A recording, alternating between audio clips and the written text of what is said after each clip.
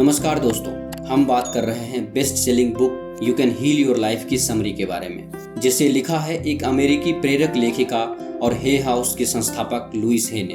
दोस्तों, इस किताब में लुइस हे बताते हैं कि किस तरह हमारा दिमाग और शरीर एक दूसरे से जुड़ा है, किस तरह हम अपने सोचने के तरीके को बदलकर अपनी स्वास्थ्य संबंधी समस्याओं को ठीक कर सकते हैं, कैसे हम अपने जीवन के हर घाव को भर सकते हैं, कैसे अपने जीवन की लगभग हर समस्या को हल कर सकते हैं। दोस्तों, ये वीडियो का तीसरा पार्ट है। इस वीडियो के बाकी सभी पार्ट्स का लिंक नीचे डिस्क्रिप्शन में दे दिया हूँ। इस वीडियो को देखने के बाद आप बाकी पार्ट्स को जरूर देखें। तो चलिए शुरू करते हैं। Chapter 4, is it true? क्या यह सच है? सच मेरा कभी न बदलने वाला हिस्सा है। दोस्तों, इस अध्याय में एक प्रश्न है कि क्या यह सच है। इसके दो उत्तर हैं, हाँ और नहीं। अगर आप इसे सच मानना चाहते हैं तो यह सच है। अगर आप मानना चाहते हैं कि यह सच नहीं है तो वह सच नहीं है। ग्लास आधा भरा भी है और आधा खाली भी। यह आपके दृष्टिकोण पर निर्भर करता है। वास्तव में ऐसे लाखों विचार हैं जो हम सोच सकते हैं। हम में से अधिकतर लोग उसी प्रकार से सोचते हैं जिस प्रकार से हमारे माता पिता सोचते थे, लेकिन हमें ऐसा करते रहने की जरूरत नहीं है। ऐसा कोई लिखित कानून नहीं है कि हम केवल एक तरीके से ही सोच सकते हैं। लेखिका कहती हैं कि मैं जो भी विश्वास करना चाहती हूँ वह मेरे लिए सच हो जाता है, और आप जो भी विश्वास करना चाहते हैं वह आपके लिए सच हो जाता है। हमारे विचार पूरी तरह भिन्न हो सकते हैं क्योंकि हमारे जीवन और अनुभव पूरी तरह भिन्न है। अपने विचारों को जांचें। हम जो भी विश्वास करते हैं वह हमारे लिए सच हो जाता है। अगर आपको अचानक एक आर्थिक संकट का सामना करना पड़ता है तो किसी न किसी रूप में आपको ऐसा लग सकता है कि आप अमीर बनने के लायक ही नहीं हैं, या आप कर्ज और ऋणों में यकीन रखने लगते हैं। यदि आप यह मानते हैं कि कोई भी अच्छी चीज हमेशा के लिए नहीं रहती, तो आप यह समझ लेते हैं कि जिंदगी आपके लिए मुसीबतें पैदा कर रही है, या जैसा कि लोग अक्सर कहते हैं, मैं जीत ही नहीं सकता। अगर आप कोई रिश्ता बनाने में सफल नहीं होते तो शायद आप यह मान सकते हैं कि कोई मुझे प्यार नहीं करता, या मैं प्यार के लायक नहीं हूँ। यदि आपकी सेहत अच्छी नहीं है तो ऐसा सोच सकते हैं कि हमारे परिवार में सब बीमार रहते हैं, या आप मौसम के शिकार हैं, या शायद मैं दुख उठाने के लिए ही पैदा हुआ हूँ, या आप में कोई और विश्वास हो सकता है। हो सकता है कि आपको खुद अपने विश्वास के बारे में पता ना हो। अधिकतर लोग वास्तव में नहीं जानते कि उनके मन में क्या चल रहा है। उन्हें सिर्फ बाहरी परिस्थितियां नजर आती हैं। जब तक कि कोई आपको बाहरी अनुभवों और अंदरूनी विचारों के बीच का संबंध न दिखाए, तब तक जीवन में आप पीड़ित बने रहेंगे। समस्या जो भी हो, वह एक प्रकार के विचार से आती है, और विचारों को बदला जा सकता है। यह सच लग सकता है, यह सच महसूस हो सकता है। ये सभी समस्याएं जिनसे हम अपने जीवन में जूझ रहे हैं, हम चाहे कितनी भी कठिन समस्या के साथ जूझ रहे हों, वह केवल एक अंदरूनी विचार प्रारूप का एक बाहरी परिणाम है। यदि आप नहीं जानते कि कौन से विचार आपकी समस्याओं का कारण है, तो अब आप सही स्थान पर हैं, क्योंकि यह पुस्तक इसीलिए तैयार की गई है कि आप वह कारण खोज पाएं। अपने जीवन की समस्याओं पर नजर डालें, अपने आप से पूछें, मेरे कौन से विचार इन्हें जन्म दे रहे हैं। यदि आप चुपचाप बैठकर अपने आप से यह प्रश्न पूछें तो आपकी आंतरिक बुद्धि आपको इसका उत्तर दे देगी। वह सिर्फ एक विश्वास है जो आपने एक बालक के रूप में सीखा। कुछ चीजें जिन पर हम विश्वास करते हैं वे सकारात्मक और पोषक होती हैं। ये विचार जीवन भर हमारे काम आते हैं। जैसे सड़क पार करने से पहले दोनों ओर देखें। कुछ विचार शुरू में बहुत उपयोगी होते हैं, और जैसे जैसे हम बड़े होते हैं वे उपयुक्त नहीं रह जाते। जैसे अजनबियों पर भरोसा मत करो। यह एक छोटे बच्चे के लिए अच्छी सलाह हो सकती है, लेकिन एक वयस्क के लिए इस विश्वास को जारी रखना केवल अलगाव और अकेलेपन को जन्म देता है। हम क्यों कभी कभार बैठकर अपने आप से यह नहीं पूछते कि क्या अब यह हमारे लिए ठीक है? यह विचार आया कहाँ से? क्या मैं अब भी इस पर यकीन करता हूँ? केवल इसीलिए कि पहली कक्षा के एक शिक्षक ने बार बार मुझसे यह कहा। क्या इस विश्वास को त्याग देना मेरे लिए बेहतर होगा? लड़के रोते नहीं और लड़कियां पैरों पर नहीं चढ़ती। ऐसे विचार अपनी भावनाओं को छिपाने वाले पुरुषों और शारीरिक मेहनत से डरने वाली महिलाओं को जन्म देते हैं। अगर बचपन में हमें सिखाया गया था कि यह दुनिया बहुत भयावह जगह है, तो हम उस विचार से मेल खाने वाली जो भी बात सुनते हैं उसे सच के रूप में स्वीकार कर लेते हैं। यही बात अजनबियों पर भरोसा मत करो, रात में बाहर मत निकलो, या लोग तुम्हें धोखा देते हैं के लिए भी सच है। दूसरी ओर, अगर हमें शुरुआत में ही यह सिखाया गया था कि दुनिया एक सुरक्षित जगह है, तो हमारी आस्थाएं कुछ और होंगी। हम आसानी से स्वीकार कर सकते हैं कि प्रेम हर जगह है और लोग इतने दोस्ताना हैं और मुझे वह सब मिल जाता है जिसकी मुझे ज़रूरत होती है। अगर आपको बचपन में यह सिखाया गया था कि यह सब मेरी गलती है तो आप हर समय अपराध बोध महसूस करेंगे। चाहे जो भी हो, आपका विश्वास आपको ऐसे व्यक्ति में बदल देगा जो हमेशा यह कहेगा, मैं शर्मिंदा हूँ। क्या आपके बचपन की परिस्थितियाँ आपको यह विश्वास करने के लिए विवश करती है कि कोई मुझे प्यार नहीं करता? फिर आप निश्चित रूप से अकेलापन महसूस करेंगे। अगर आप अपने जीवन में किसी मित्र या किसी रिश्ते को लाएं तो भी वह कुछ ही समय के लिए होगा। अगर आप इस पर विश्वास करते हैं तो यह सच लगता है, मैं ऐसा ही हूँ या वह बात ऐसी ही है। ये खास शब्द वास्तव में यह कहते हैं कि हम इस बात को अपने लिए सच मानते हैं। आमतौर पर हम जो मानते हैं वह किसी और का विचार होता है जिसे हम अपनी आस्थाओं में शामिल कर लेते हैं। निसंदेह वह हमारी दूसरी आस्थाओं के साथ हमारे भीतर उपयुक्त बैठ जाता है। कुछ लोग किसी दिन सुबह उठने पर बारिश का मौसम देखते हैं तो कहते हैं वह कितना बेकार दिन है। वह बेकार दिन नहीं होता, वह बस बारिश से गीला एक दिन होता है। यदि हम उपयुक्त कपड़े पहने और अपना दृष्टिकोण बदल लें तो बारिश के दिन का मजा ले सकते हैं। अगर हमारे दिमाग में यह बसा हुआ है कि बारिश के दिन बेकार होते हैं तो फिर हमेशा सुस्त मन से बारिश का स्वागत करेंगे। उस पल में जो हो रहा है उसके साथ बह जाने की बजाय हम उस दिन से संघर्ष करेंगे। यदि हम एक खुशनुमा जीवन चाहते हैं तो हमें अपने विचार खुशनुमा बनाने चाहिए। यदि हम एक संपन्न और प्रचुरता से भरा जीवन चाहते हैं तो हमें संपन्न विचार रखने चाहिए। अगर आप प्रेम से भरा जीवन जीना चाहते हैं तो आपको प्रेम के विचार सोचने होंगे और अपने मन को पूरी तरह प्रेम से भरना होगा। आपको दूसरों के प्रति नफरत या जलन का कोई भाव नहीं रखना होगा, क्योंकि हम मानसिक या शाब्दिक रूप से जो भी करते हैं वह उसी रूप में हमारे पास वापस आता है। यह आपका जीवन है, इसीलिए आप अपने विचार खुद चुनिए। इसके लिए आपको किसी से इजाजत की जरूरत नहीं है। जब आप अपने लिए ऐसे विचार चुनेंगे जो आपको आपका मनपसंद जीवन जीने में आपकी मदद करेंगे तो आप एक ऐसा जीवन जी सकते हैं जिसकी आप कल्पना भी नहीं कर सकते। हर क्षण एक नई शुरुआत है।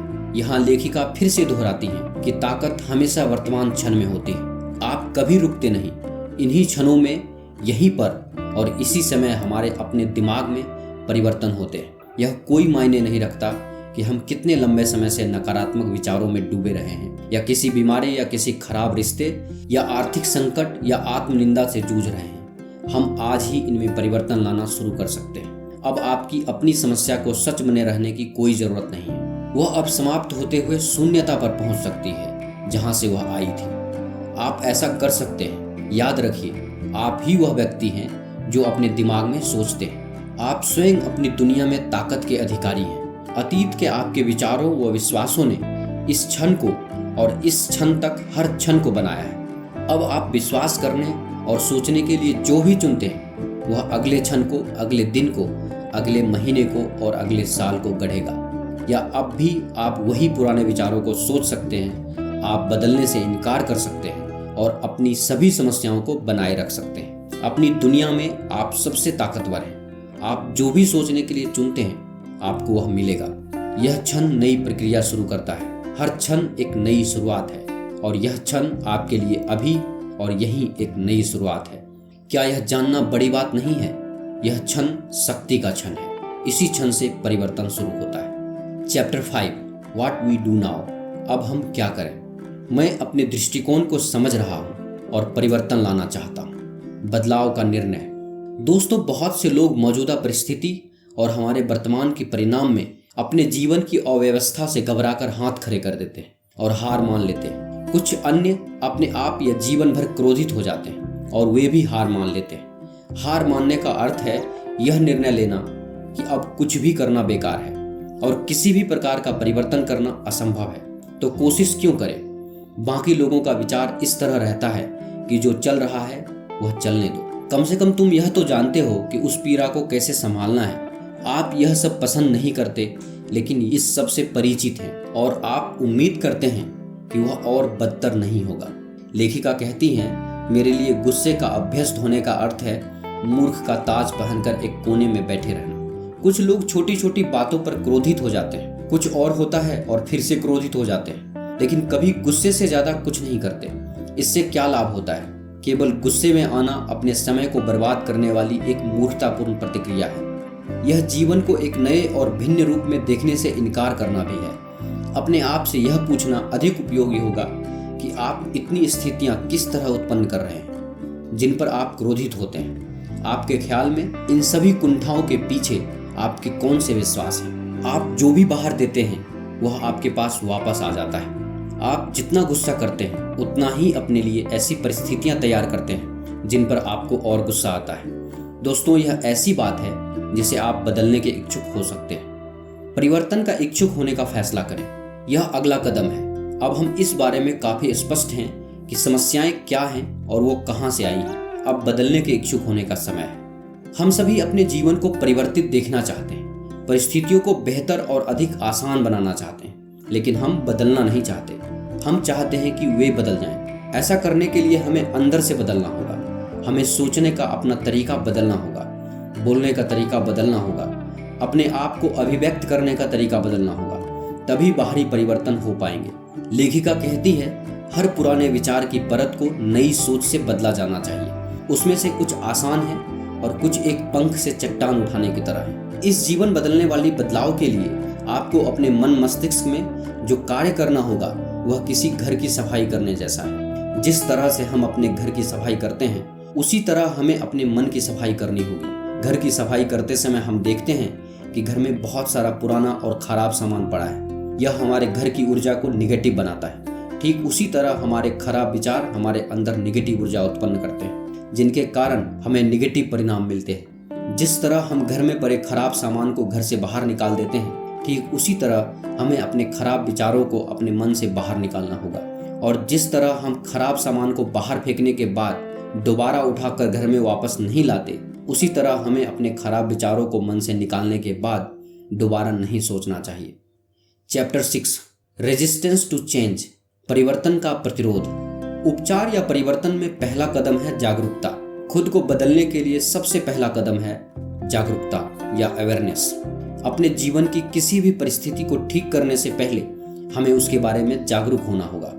अक्सर हम अपनी खराब परिस्थिति का जिक्र उसके बारे में दूसरों से शिकायत करने के लिए करते हैं। हम अपनी खराब परिस्थिति का कारण ढूंढने और उसे ठीक करने के लिए किसी शिक्षक, दोस्त, किताब का सहारा लेते हैं। उसके बाद हमें ज़रूरत होती है अपनी परिस्थितियों और परिणामों की जिम्मेदारी लेने की। जिम्मेदारी लेने से हम इस बात के लिए जागरूक होते हैं कि हमारे अंदर वह शक्ति है जिससे हम अपनी परिस्थितियों और परिणामों को बदल सकते हैं। हमें उसी शक्ति का इस्तेमाल अपनी मनचाही परिस्थितियों और परिणामों को बदलने के लिए करना है। शुरू में आपको अपने विचारों को बदलना बहुत मुश्किल लगेगा, लेकिन हर रोज अभ्यास करने से आप अपने विचारों को ही नहीं बल्कि अपने पूरे जीवन को बदलने में कामयाब होंगे। कई बार लोगों को लगता है कि उनका जीवन अब एक ऐसे बिंदु पर पहुंच चुका है जहां से वापस लौटना लगभग नामुमकिन है। उनको लगता है अब सुधार की गुंजाइश है ही नहीं। ये सरासर गलत बात है। अपने जीवन को सुधारने की प्रक्रिया को आप कभी भी कहीं से भी शुरू कर सकते हैं। कभी भी देर नहीं होती। बस आपको ठान लेना है कि आपको अपने अंदर कुछ सुधार करने हैं और आपको अपने उस विचार के प्रति ईमानदारी रखनी है। जो भी करने की जरूरत है उसे पूरे मन से करने को तैयार रहना होगा और आप पाएंगे कैसे जिंदगी दोनों बाहें फैलाकर आपका स्वागत करती है और कैसे ये ब्रह्मांड आपकी सहायता करता है।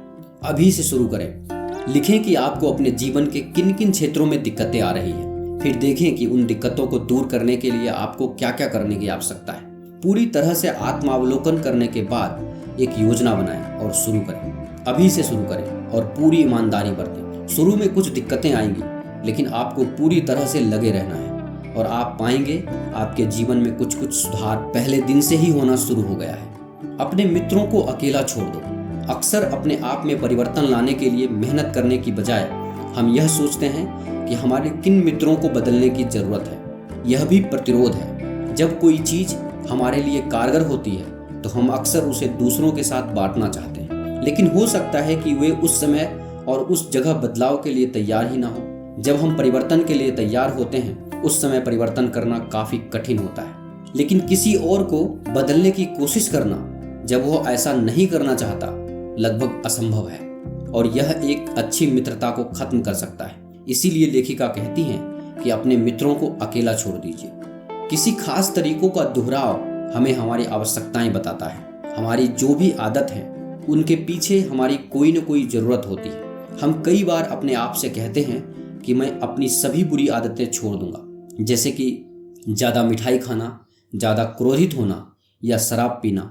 लेकिन जब भी वह चीज़ हमारे सामने आती है तो हम अपनी आदत से मजबूर हो जाते हैं और फिर से वही काम करने लगते हैं। फिर हम अपने आप से कहते हैं कि मेरे अंदर इच्छा शक्ति की कमी है, मैं एक कमज़ोर इंसान हूँ। हम खुद को दोष देते हैं और अपने मन के उस बोझ को बढ़ाते हैं जिसे हम पहले से लेकर चल रहे हैं। हमारी हर आदत के लिए हम बार बार जिस अनुभव से गुजरते हैं, हम जिन तरीकों को दोहराते हैं, उनकी हमारे भीतर आवश्यकता होती है। वह आवश्यकता हमारी किसी धारणा के अनुरूप होती है। यदि आवश्यकता नहीं होती तो हम उसे नहीं अपनाएंगे, नहीं करेंगे या वैसे नहीं बनेंगे।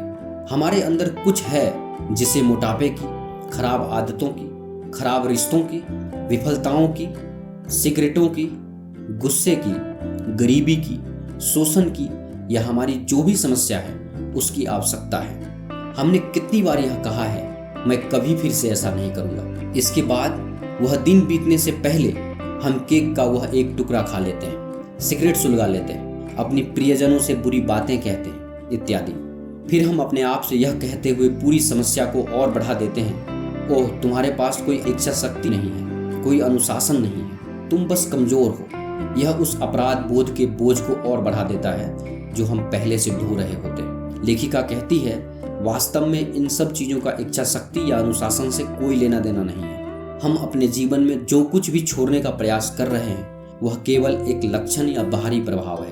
कारण को समाप्त करने का प्रयास किए बिना लक्षण को समाप्त करने का प्रयास करना व्यर्थ है। जिस पल हम अपनी इच्छा शक्ति या अनुशासन को छोड़ते हैं उसी पल वह लक्षण फिर से उभर जाता है। आवश्यकता को छोड़ने की इच्छा आपकी वर्तमान परिस्थितियों और परिणामों का कारण जरूर आपके अंदर का कोई आवश्यकता है, अन्यथा आपके साथ ऐसा नहीं होता। चलिए एक कदम पीछे चलें और उस आवश्यकता को छोड़ने की इच्छा पर काम करें। जब वह आवश्यकता समाप्त हो जाती है तो आपको सिगरेट पीने या अधिक खाने या नकारात्मक विचारों की कोई इच्छा नहीं होगी। उदाहरण के तौर पर, जब आप मिठाई खाने की ज़रूरत को छोड़ देंगे तो मीठा भी छोड़ देंगे। जब आपके शरीर को शराब की ज़रूरत महसूस नहीं होगी तो आप शराब नहीं पिएंगे। जब आपको गुस्सा करने की ज़रूरत महसूस नहीं होगी तो आप दूसरों की गलतियों पर गुस्सा नहीं करेंगे, बल्कि विनम्रता से उन्हें समझाएंगे। सबसे पहले यह प्रतिज्ञा करनी चाहिए, मैं प्रतिरोध या सिरदर्द या अत्यधिक वजन या धन का अभाव या शराब पीने की आदत आदि की आवश्यकता को छोड़ने के लिए तैयार हूँ। यह कहें, मैं इन सारी समस्याओं की आवश्यकता को छोड़ने के लिए तैयार हूँ। इस एफर्मेशन का इस्तेमाल करते हुए आपके अंदर विरोध पैदा नहीं होना चाहिए। जब आप हर रोज इस तरह के एफर्मेशन का अभ्यास करेंगे वह काम करने लगेगा और आपकी बुरी आदत छूट जाएगी। हम अपने आसपास जो जाले बुनते हैं उन्हें खोलने की आवश्यकता होती है। यदि आपने कभी किसी धागे के गोले को खोलने की कोशिश की है तो आप जानते होंगे कि खींचने तथा जोर देने से वह और उलझता है। आपको बहुत सौम्यता और धैर्य से गांठों को खोलना पड़ता है। जब आप अपने मन में लगी गांठों को खोलते हैं तो आप अपने साथ सौम्य और धैर्यवान रहें। जरूरत हो तो मदद लें। सबसे पहले इस प्रक्रिया में अपने साथ प्रेम रखें। पुराने को त्याग देने की इच्छा ही सबसे महत्वपूर्ण है। यही इसका रहस्य है। आप जल्दबाजी में अपनी किसी आदत को नहीं छोड़ सकते। अगर आपको किसी शिक्षक से मदद चाहिए तो जरूर मदद लें। सबसे बड़ी बात यह है कि किसी बुरी आदत को छोड़ने के लिए खुद से प्रेम करें, खुद को प्रेम से भर दें और नफरत या गुस्से जैसी कोई भी निगेटिव भावना अपने मन में ना रखें। दोस्तों, आप देख रहे हैं लुइस हे द्वारा लिखी book you can heal your life की समरी। यह समरी आपको कैसी लगी कृपया हमें नीचे कमेंट बॉक्स में कमेंट करके ज़रूर बताएं। अगर आपको यह समरी अच्छा लगा हो तो इसे अपने दोस्तों और फैमिली मेम्बर्स के साथ अवश्य शेयर करें और हमारे लेटेस्ट वीडियो को देखने के लिए हमारे YouTube चैनल बुक्स प्ले को सब्सक्राइब करें। धन्यवाद।